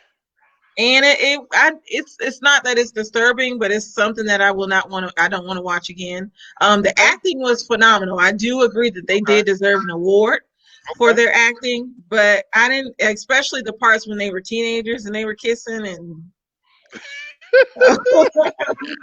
Enough said. I told you this was gonna. I was throwing you guys a loop in there.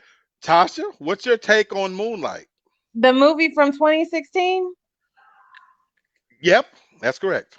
Mm-mm. No, there was nothing in me that even wanted to see it. No, I don't want to see that. Did you ever see it? No. Mm-mm. She never even saw it. Terry, did you see Moonlight? I've never seen it, never heard of it, but based on their response, Really?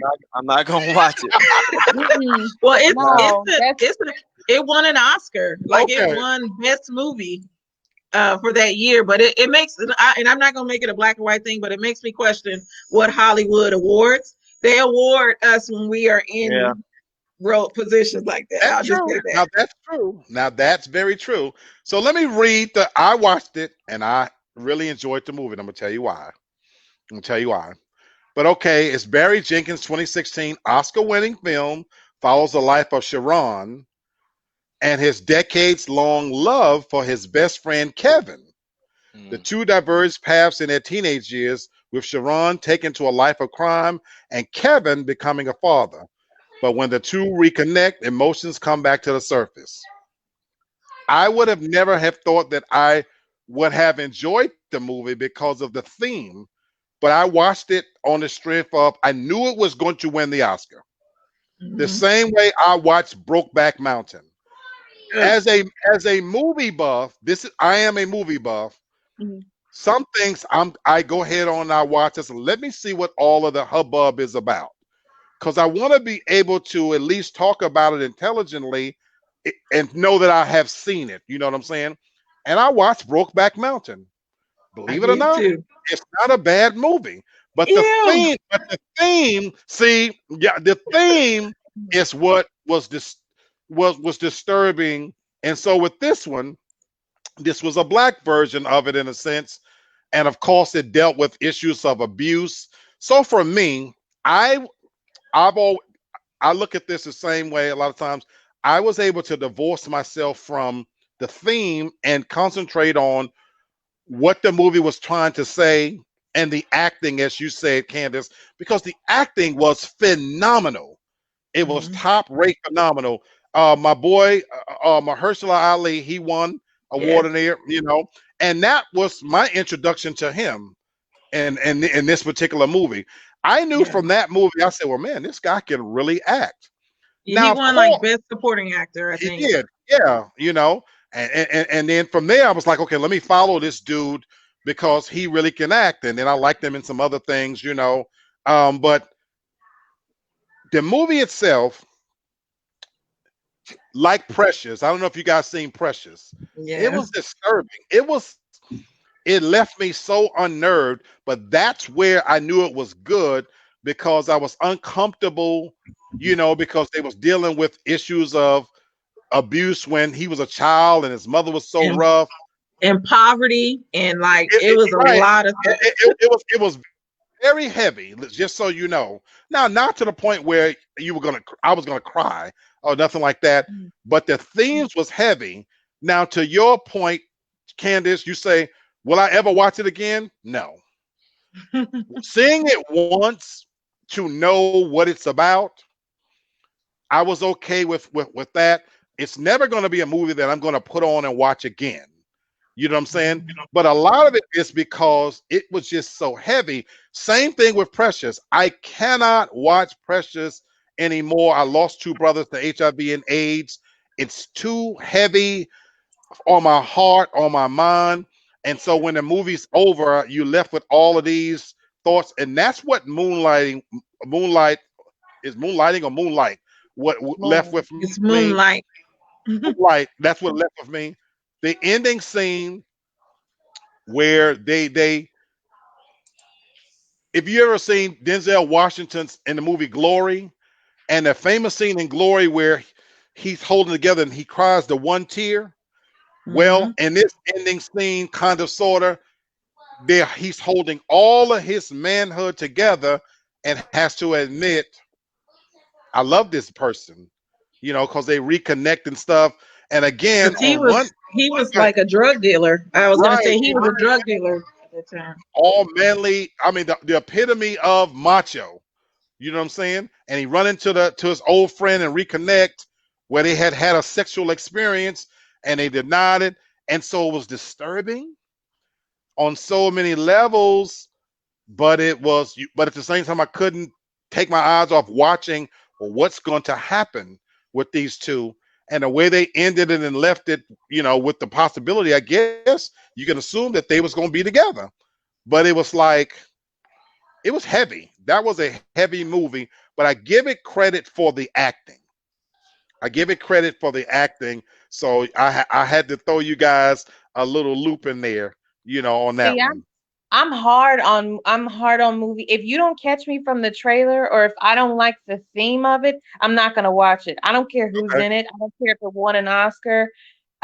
That never called me. Just like the movie Django, it never called me. I never wanted to see it. Nothing in me ever wanted. Have you never seen Django? Never wanted to watch it. Never. Just like that other movie that got a lot of hype last year, A Fall from Grace. Never wanted to see it. Nothing in me ever wanted to see it. It did not catch me. It did not attract me. I don't want to see it. Django is good, and I'm a Quentin Tarantino fan Django is very good. Django is very, very good. I'm on the same page with her. If it don't catch me in the beginning, I'm not gonna watch it. Only way I'm gonna watch it if I'm at home and it comes on, or I'm at somebody's house. Like the Django, I don't think I've seen that whole movie. I don't care if it won Oscars, Emmys, whatever. Like if it don't catch me, I don't care. The TV better be broke where I can't change the channel or something, and I just gotta watch it. It just gotta happen. It was funny to me, especially the ending with Candy. So Leonardo DiCaprio's character was hilarious in the movie. Leo can act his ass off. Leo can act his ass off. And so that, again, Django was pretty good to me. Okay, so I'm gonna go to another one. This is on the list of being a romantic movie. Think Like a Man. Have you seen it? Hell yeah, multiple times. Love the movie. Thoroughly enjoyed it. I really, really liked it. Don't know why, but I did. I even read the book. I don't know why, but I did. I read the book. I read the book and the movie, and it was all right. I'm not a big Steve Harvey fan, so sorry. Yes. But I did enjoy the actors in the movie. Yeah, it was. I'm sorry. Go ahead. No, I was just gonna say, whenever I see, I do like to read. So anytime I see that there is a movie that is based off of a book, I like to compare of how it's portrayed. Really for me, it's just more like how do they portray it. But I enjoyed the acting in it, and I liked how the story was told. I like the different storylines that were going on at one time. I do like movies like that have multiple storylines going on at one time. I do too. So I do like that. I do too. I just didn't enjoy this because, like Candace, I'm not a big Steve Harvey fan, so even when he wrote the book, I thought it was bullshit. You know, when he would hawk it on the show. Me too. That, you know, now Curiosity. the actors. I watched this movie strictly on the strength of it was high powered with the actors. You know what I'm saying? Like, but I was let down, Tasha, because I don't know, it didn't hit me. It was too silly. It You don't felt like Kevin Hart. I do not like Kevin Hart, but he wasn't the only one in this. But he was not the only one in this movie. Okay, and to be fair, hold on. To be fair, Kevin Hart has gotten much better to me in his movies from when he first came out. You know, I'm over Kevin Hart, and I just did a show on his last show, Zero F's Given, and it was terrible. But I heard that. You know, but I went to little side note. I went to Kevin Hart's the movie that was the most successful one where the stand-up comedy. I'm sitting in the movie theater and people were losing it.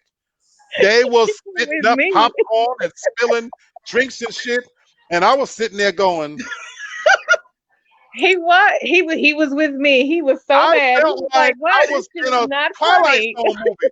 Tasha was killing herself laughing. Tears was coming out her eyes.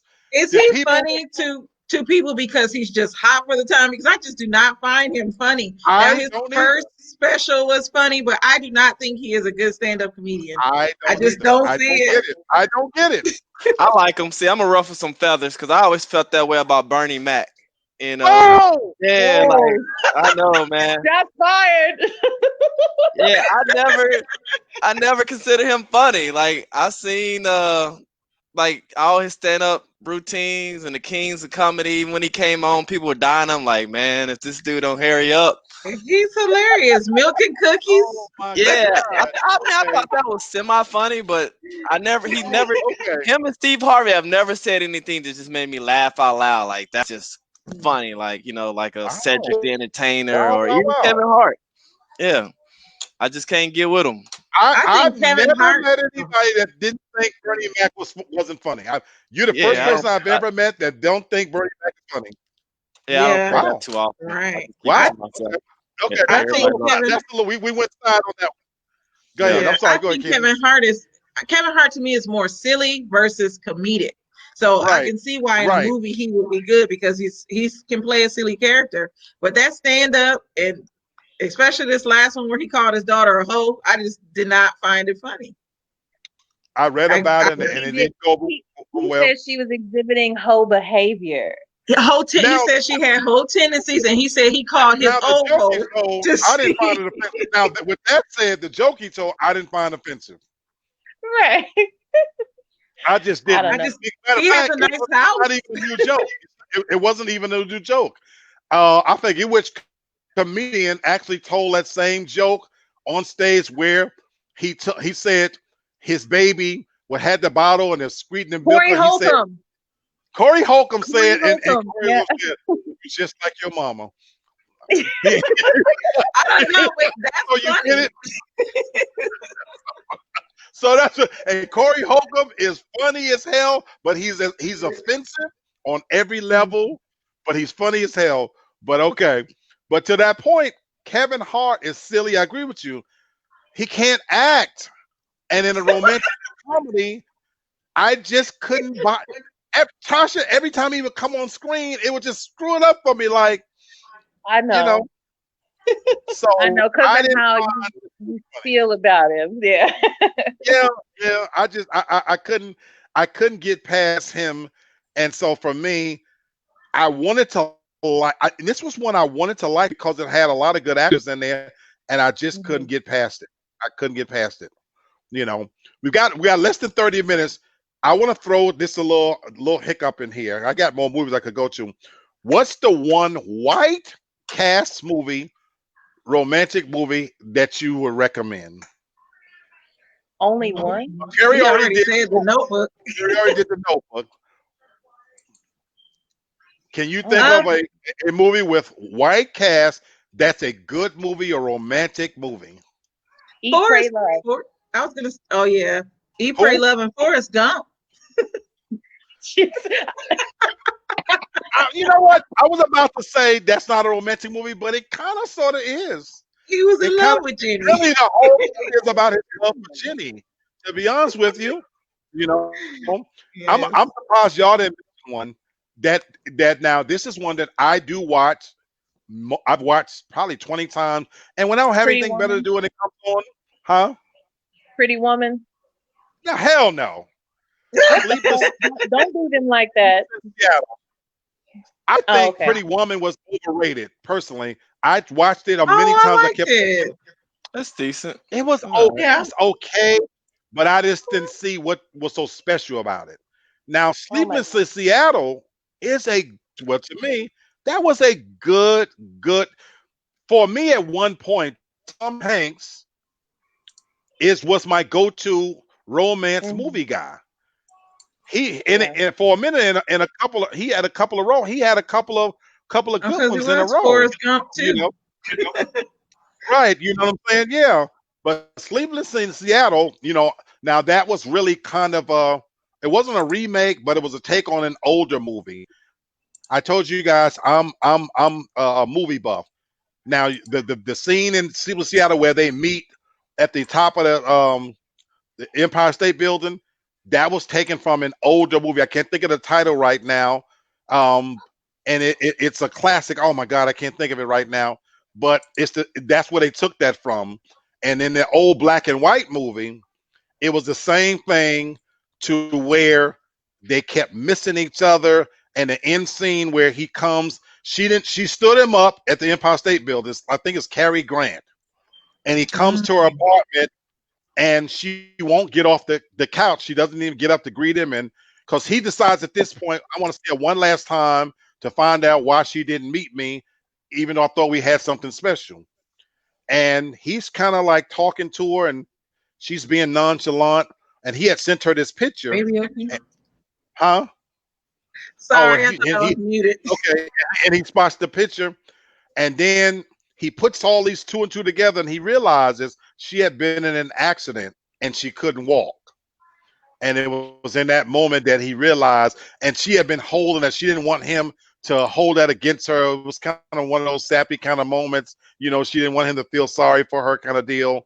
And so that was like the crux of that movie. And I love black and white older movies. Some of the titles I can't recall to mind, but Sleepless in Seattle was for me a throwback to the old movies, the 50s. Now I'm way older than all of you guys, and I am a movie buff, so y'all may not watch that. But if you want to talk about the best era of romantic movies, 50s and 60s, some of the black and white movies, believe it or not, I mean, just solid, good movies, that are great and they held up over time. It's not flashy. It's just good, solid acting, great storytelling. Go ahead, Terry. I got two good white movies for you. How about Titanic and Ghost? Titanic is overrated and too long. Okay. It's Titanic too was too long, and Ghost is scary to me because of the little demons in there. Something like 30 seconds in the whole movie. Oh my God. But that stood out to me. Oh my God. Okay, so this is a side note since you said, do you watch horror movies? Yes, but I really don't like them. And I was reviewing them on my channel because my best friend is a horror movie buff, and I told her, I said, we got to stop doing this because I'm having dreams. I'm waking up wanting to choke people because of these movies. So that's my favorite genre. Horror movies is my favorite genre. My favorite genre is romantic comedies, and I'm a big fan of 80s, the Molly Ringwald movies like 16 Candles, Pretty in Pink. Those are I love those as well. So if you get a chance, go back and look at some of the 50s and 60s movies. I'm talking about, again, great storytelling. I'd sit up all night on AMC and watch those movies any day. I'll take that any day with that's on there. Have you ever seen the Tammy movies, like Tammy and the Doctor and Tammy and the? I love them. I love those. How about the Blondie movies? I haven't seen those. Comedic, but romantic. Very good. And Jimmy Stewart, Mr. Landing, Mr. Hobbs Takes a Vacation. Great, great, great movies. I'm sorry. Go ahead, Tasha. No, I was just gonna say a couple of movies that I like.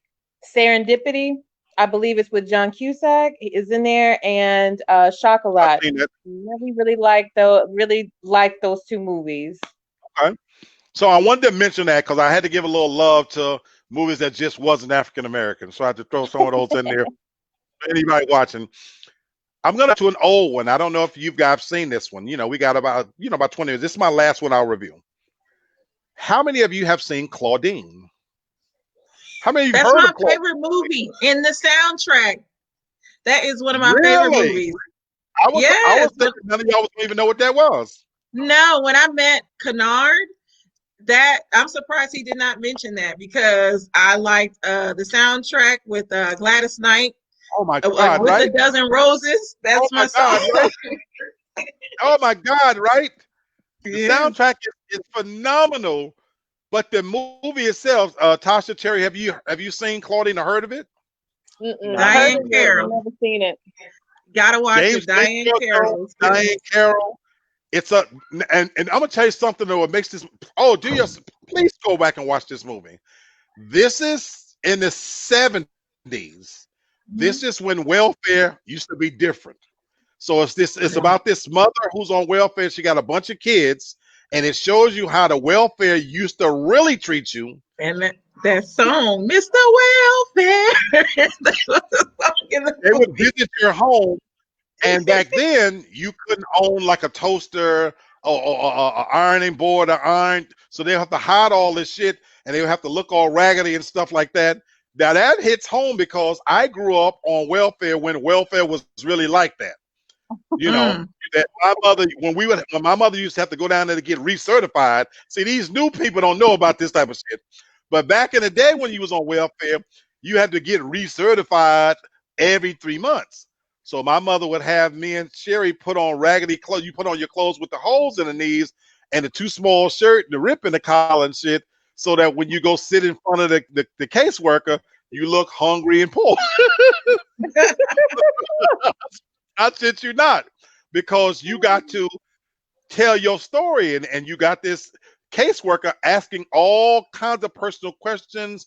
You know, has a man been in a home? Yeah. And so before we leave home, we were groomed to what to say, what not to say. Go ahead, Candace. That's what happened in the movie. Her caseworker came and she was like, I think has a man been here?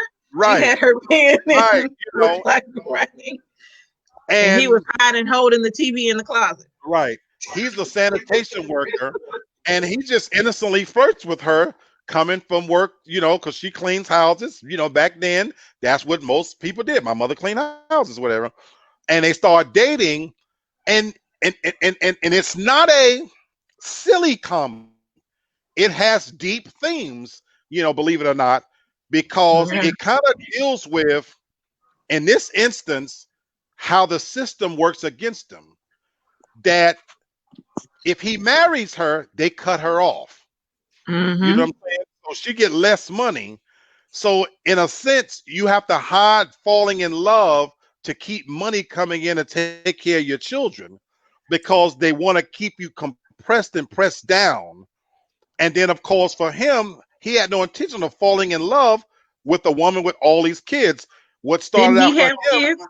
he had kids, and some of which he had ran out on his own kids, as a matter of fact. So he was kind of like a deadbeat dad kind of deal. So when he met her, he just had intention of having fun, dating this woman that he was attracted to. But of course, he not only fell in love with her, he fell in love with the kids. And then these kids are a piece of work, mind you now. Yeah, The her oldest son is all Abdullah- radical and shit. Right, yeah, you know, Abdullah was teaching her daughter how to hold her liquor. the daughter gets pregnant, you know, she's fast. I mean, they deal with real shit that you would, and like Ken said, the soundtrack playing throughout the movie. I'm with you, Ken. It's probably the best soundtrack you ever want to come across. It's It Gladys was Knight, produced by Mayfield. Curtis Mayfield. Yes. Oh my God! All the hit I'm talking about, and they coming on at the right time. It just and it takes you through. So if you ever want to get a feel for what the 70s ghetto life was really like, this is the movie. This is the Okay. movie right there. And I'll throw an honorable mention as my last movie in there. If you want to know what it was like, my childhood growing up, Crooklyn. Spike Oh, Lee's yeah. Crooklyn. It's my childhood. The games we played, how we played in the street, Lodies. These are games that people probably never heard of. They're living in brownstones, and So what it was was it like. really Huh? was it really drag queens in the store and stuff? Like RuPaul? That movie is my childhood, and every part of it. The part that really resonates. So if Sherry was on here right now, every Saturday you look forward to Soul Train coming on. No matter Oh, what you were doing when Soul Train come on, everybody runs to the TV. And what's funny is they have one little TV, the way we had, then you looking for the dancers. Then when the Soul Train line, all the kids start dancing and you do the Soul Train line. That's how we used to do in our house. We I literally did it. yes, I love that movie, but that is one movie that makes me cry due to the mother I cried. dying. And the part cried. that makes me cry is when the little girl runs downstairs thinking her mother or somebody is her parents are Yeah, fighting, yeah. and it's actually just her father. And I every time I see that, I bawl. It gets me choked up too. Because for her, it's a coming of age story. Yeah. In this instance, she has to grow up a little bit quicker, by losing her mom. And me telling you this not going to spoil a movie. It's got Alfre Woodard in there, Delroy Lindo, the Mhm. great actors. I mean, it's just, fantastic. Just a fantastic movie. So I had to throw that in there. Now, of course, there's many other movies, and so we covered some few, but I wanted to just do this tonight so that we had a little fun conversation talking about movies.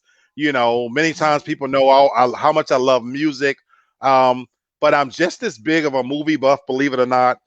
And to close out, unlike Tasha, I do think movies are a great way to bond, to bring you closer together. Yeah, I do No, too. for the record, she didn't say Certain. I was going to say, I have to correct myself. You're not against bonding over movies, just not romantic movies. No. Tasha bonds over Fast and Furious, Mile and 22. I need some see, violence. I need some hey, action. Got to keep maybe me if it works, honed in. if it Mhm. works. But that's at the end of the day, that's what the most important part is that part. That movies can be a nice bonding experience. And the reason why I want to bring that up, so you guys know as I close out, there's a lot going on every day to distract us. Some of it doesn't even make the mainstream news, but we talk about it amongst each other, and I don't know if you guys do the same. Tasha and I literally have hour-long conversations about shit that will make you cry. There's a site where you can look at about the news that's going on around you. There are more kids being molested now than I've ever seen them. The stuff they're doing to children, I don't even understand the mindset anymore. The stuff they're doing to elderly people, I don't understand. You add in there, you got people that's hungry, that's jobless. It's a lot of reasons to be sad. It's a lot we have to deal with. Not to mention all of the fuckery and foolishness, excuse me, YouTube, that goes on in general. And so movies, if just for those little moments can take you away to give you a little bit of peace, I wanted to do this because I wanted to be able to at least highlight a way that sometimes we can use movies to take ourselves away from reality, if it's nothing but a couple of hours, to bond with somebody special where you can, and I don't really care if it's action movies, comedies, sci-fi, whatever, but if you've got somebody whose company you enjoy, it's a cool thing to watch a movie. And I'm gonna go back to what I said in the beginning, because I do this for me individually, and I encourage you to do it for whoever you with. Get everything you think you gonna possibly need. Plan it out. Tasha's laughing because I talk about this all the time. You know, like you and Kennard have children. Terry is a phenomenal dad with his daughter. Thank you. So everybody's situation might be different. Tasha has a situationship. I don't have anybody. But do you know I treat myself, even though I'm alone? I go out on Saturdays and I get everything I think I'm gonna need. I ran my errands today. I got crab legs. I got me a nice bottle of Manischewitz. I'm getting ready to. I've taken me a hot bubble bath with the bath beads in there. When I first came on, my fingers was all wrinkly. I'm smelling good, feeling good. I'm getting ready to dim the lights. I'm going to find me a good movie, and I'm going to treat myself well because it's been a tough week. You know, I pray for people who are going through some things. And sometimes you got to take a few hours and time for yourself. And if you got somebody, whether it's your daughter, where you can pick a great movie and, hey, we're going to watch this and y'all can have some dialogue behind it. Because I love the way you're teaching your daughter real life lessons, Terry. Candace, you and Kennard, y'all seem like y'all have a great friendship in addition to being attracted to each other. The other week when y'all was telling y'all romantic, that was the best part of the show, that you told something, he came in, and it's a beautiful thing to hear that you two still find each other attractive despite having the kids and stuff like that. Tasha, you got a situationship, you know, so every now and then she get sprung off in the way she need to, and she getting out of it exactly what she want. Yep. I'm celibate on purpose. On purpose. It's not that I can't go get somebody out there. I'm making conscious decisions that the next time I have sex, it has to be something that means something. I want something more out of it. And so I'm happy with my decisions. I'm red blood. I get horny a little here and there, but I'm happy with. I love where I'm ending my year out for the record. And so again, find whatever little pieces of mind you can have, what little slices of happiness you can find. It just so happens tonight, I wanted that to be talking about movies.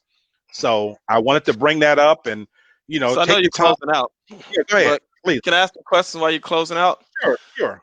So real talk for real, man. Is this just random, you know, topics that y'all feel like y'all want to talk about, or is this supposed to be topics that, you know, help us understand one another in relationships and I guess the latter. Okay.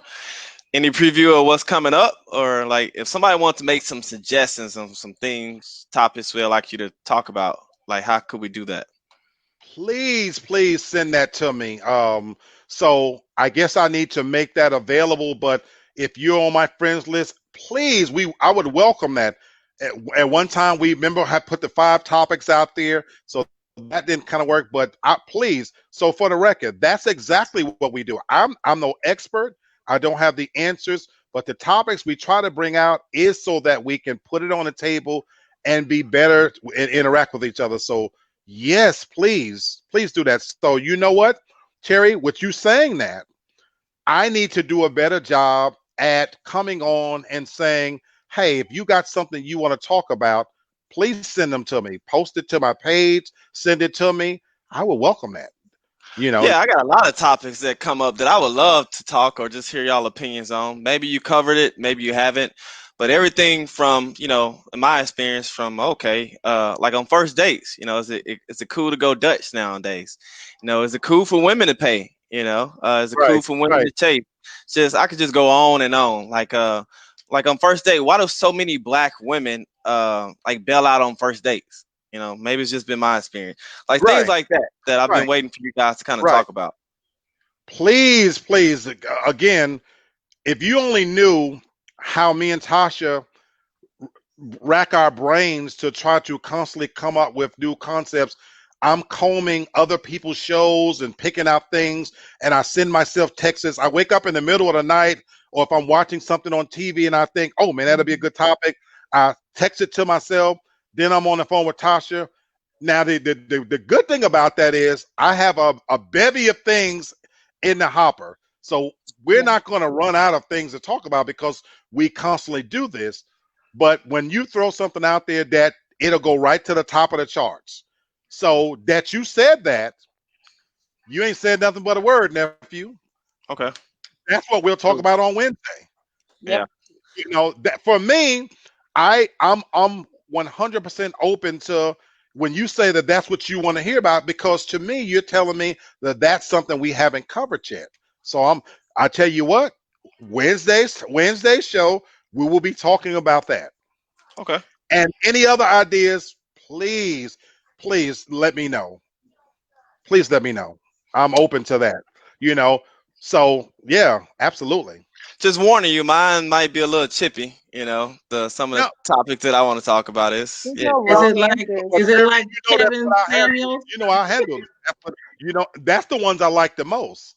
Yeah. That's the ones I like the most. So please, so if I'm hearing you right, you got multiple things you could Oh, throw out. multiple. Yeah, that I want to know about these women that nobody really talked about or covered yet. So Please. Well, you have my word, 100%. Um, I haven't had a chance to get with you. You have told me about YouTube's algorithms. I missed my talk with you today, Candace, on that, and I got this other person that I'm networking with. For the record, no, I'm not gonna bring that back up. There was a mishap today, and so Candace, I didn't get a chance to get with you. Something life or death came up, just so you know. But I hope to Oh, no worries. I hope to I'll be free tomorrow as well. catch you tomorrow. What you guys should need to know, this is my younger nephew, but I consider him my mentor when it comes to this social media thing. So Terry has consistently given me ideas to make me better, to give me things to think about, and always press me to be better and do better. So nephew, I try not to bug you with things, but I definitely look forward to our next conversation where you can kind of critique what we're doing and give me some ideas. And definitely, I want your topics. I okay. need those. I need those for sure. So Okay. absolutely, thank you for bringing that up. So Cool. anybody else got anything to add? All right. Well, you know what? I'll end it by saying everybody have a great evening. My prayers will go out to each and every last one of you to deal with whatever you're coping with. And again, be good to yourself for real. Life is short. Be good to yourself. Okay. Okay. Cool. All Thank right. you. Bye-bye. Good night.